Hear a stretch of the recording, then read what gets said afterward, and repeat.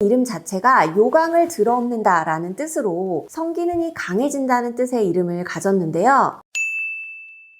좋아요, 구독 버튼을 눌러주세요. 안녕하세요. 오유리 한의사입니다. 체질별로 성적인 능력도 다르고 섹스 스타일도 다르다는 거 앞서서 3가지 에피소드로 풀어드렸는데요. 그래서 이렇게 저렇게 상대를 알아가면서 즐거운 밤을 보냈는데 그 다음날 아침엔 많이 피곤하겠죠. 한간에는 제대로 오르가즘을 느끼면 피로하지 않다? 이런 얘기도 있던데요. 실제로는 오르가즘으로 인한 도파민과 엔돌핀이 강하게 분출돼서 행복감과 만족감이 있더라도 더 많은 신경 반응과 혈관의 수축, 이완작용, 많은 땀과 체액을 배출하는 성관계 과정을 생각해 볼 때 피로감이 있는 게 당연하죠. 그리고 이건 확실히 20대보다는 30대, 50대, 60대 올라가면서 점차 많이 피로하고 힘들어요. 중년기 이상으로 가면 부부관계 후에 면역 떨어져서 방광염 지렴 오고 혓바늘 돋고 바로 몸에서 티나는 분들도 정말 많아요. 그래서 오늘은 성관계 후에 아침을 맞이할 때 남녀 모두에게 너무 좋은 심플 보양식에 대해서 말씀드릴게요.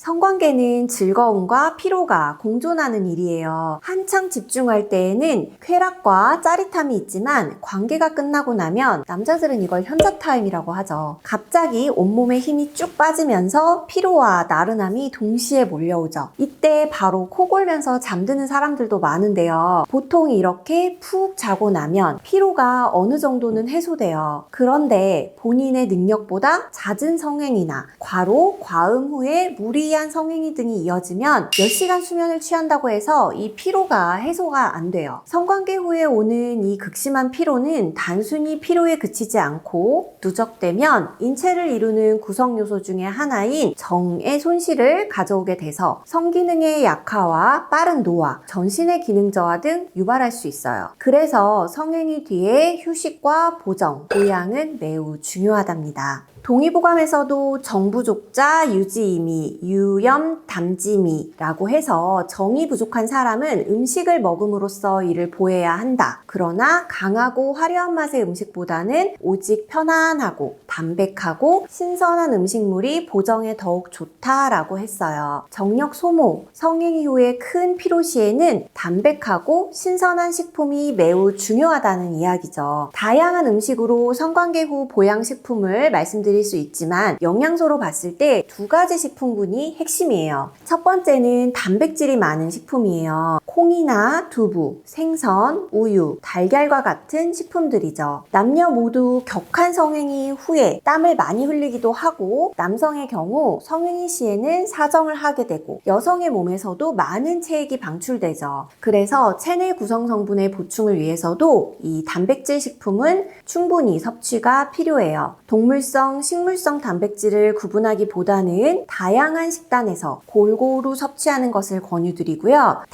단백질 파우더나 쉐이크로 편리하게 단백질 섭취를 하려는 분들이 요즘 많은데 파우더보다는 말씀드린 음식 자체로 섭취하는 게 영양소의 소화, 흡수에도 도움이 되어서 좋은 방법이에요. 두 번째는 신맛이 나는 과일류인 유기산이 많은 식품이에요. 기본적으로 비타민 C가 많은 식품들이 보통 신맛을 띠고 있어서 같은 범주로 생각하셔도 돼요. 토마토, 매실, 딸기, 앵두, 포도, 유자, 살구 등등이 모두 성관계 후에 피로가 심할 때 섭취하면 좋은 식품군에 들어가게 돼요. 특히 일반적인 과일이 아닌 신맛이 나는 과일이라고 콕 집어서 말씀드렸는데요. 신맛은 한의학에서는 간에 배속돼서 간 기능을 원활하게 한다고 해요. 저도 학생 때는 음양오행을 그냥 외우면서 배웠지만 임상을 하면서 생각해보니 신맛이 나는 음식들은 비타민 C와 유기산이 함유되어 있는 경우가 많고 이들은 각종 세균과 바이러스에 대한 저항력을 강화하고 항균작용이 뛰어나고 신진대사를 올리고 효소 분비도 촉진하는 작용을 하잖아요. 그러면서 체력과 면역력을 길러주니까 결국 간의 해독 기능을 돕고 정력과 신기를 높여서 성기능도 원활하도록 도와줄 수 있겠죠. 그래서 옛날부터 호산자 다산, 음자 호산이라는 말이 나온 것 같아요. 아무래도 임신이 잘 되거나 성행위를 자주 하고 격렬하게 하려면 그만큼 신맛으로 충분한 유기산 섭취가 보충되어야 가능하다는 뜻이겠죠? 그래서 뜨밤을 보낸 후 아침에 달걀 프라이나 연두부 그리고 새콤한 과일 가득한 조식을 먹는 건 심플하지만 제대로 된 보양식이 될 수 있어요. 성관계 후의 아침을 위한 보양식이라고 말씀드리니까 뭔가 엄청난 진수성찬에 그득그득한 푸짐한 음식을 기대하셨을 것 같은데 오히려 이렇게 담담하고 가볍게 그러나 성행위로 인해 소모된 부분을 보충해주는 것에 초점을 맞추는 식단이 더욱 건강하고 몸에 이롭다는 거 기억하시기 바래요.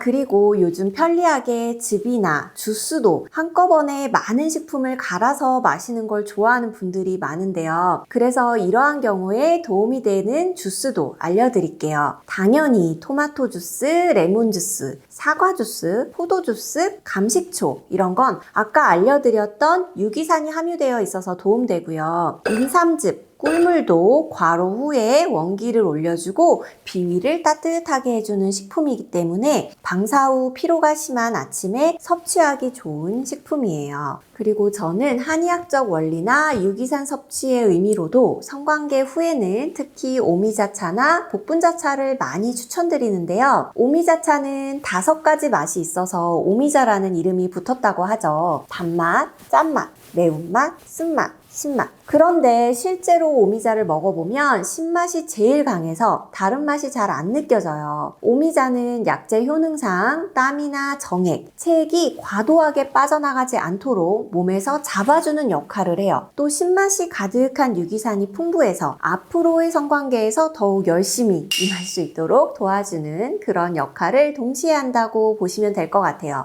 단, 속쓰림이 심하거나 당뇨로 인해서 혈당을 낮추는 약을 복용 중이라면 용량을 좀 내리거나 주의해서 섭취하는 게 필요해요. 복분자는 이름 자체가 요강을 들어엎는다 라는 뜻으로 성기능이 강해진다는 뜻의 이름을 가졌는데요. 복분자 또한 새콤한 맛의 약재예요. 산딸기와 형태가 유사하나 엄밀히 말하면 조금 다른 종류예요. 복분자 또한 정력을 강화하고 신기능에 도움이 되고 남성 한약에 주로 사용되는 약재인데요. 그래서 저는 임상에서 임신 준비하는 분들께 조언 드릴 때 남편분은 복분자를 끓여서 차로 만들어서 하루에 한두 번 음용하시라고 권해드리기도 해요.